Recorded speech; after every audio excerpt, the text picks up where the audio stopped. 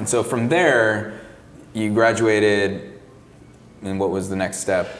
I managed to find my way into an internship at Microsoft. That was my first exposure to the Northwest. Bring you here? Yeah, that was the first time I'd made it out here on a summer trip right before my senior year in undergrad. But I managed to get an internship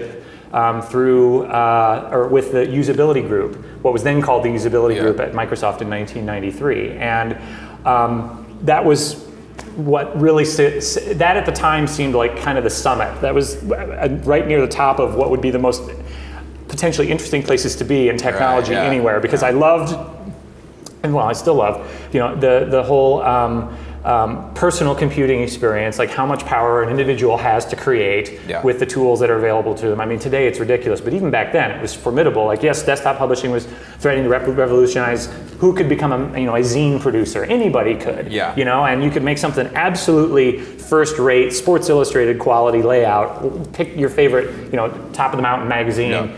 That was possible for you to produce. And I saw what was going on at Microsoft across a whole spectrum of technology and thought, well, this is the place I would want to go. And managed to get in there and have a great summer working on prototypes of Windows 95. No way. And I was just going to ask that. Yeah, well, I was doing usability tests of them. It was incredible. Somebody did a full prototype of Windows 95's desktop, call it for the Chicago version. I think it was the Chicago version of the prototype of Windows 95 in Visual Basic. And it was like this 700K executable. And you just launch it before you start this usability test. And it was like, boom, Windows 95, now serving on this Windows 3.1 box.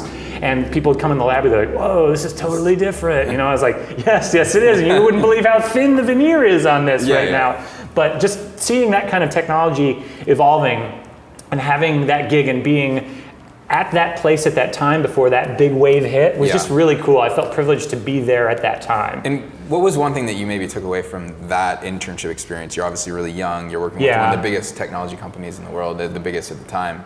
I think the answer is always yes to any reasonable request.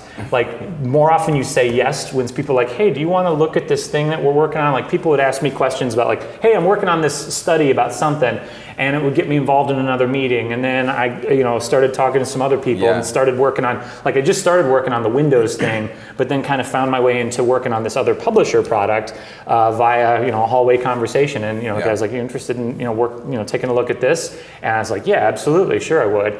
And it, led to a little bit of extra experience there. I think I ended up CCing on that one. On my final, batten down Microsoft Word usability report for that, I ended up CCing Melinda French Gates on that report. And I was like, that was my great claim to fame. I'm this close to the boardroom. One more or two more of these reports, and I'm sure I'm gonna go far, kid. Yeah. But no, I think I sort of figured out at that point that opportunities come along. They aren't always making themselves super obvious, but the more often you leave yourself open to them, the more mixers you go to, the more times you say yes instead of, I'll do it next time, just the more interesting things are going to be.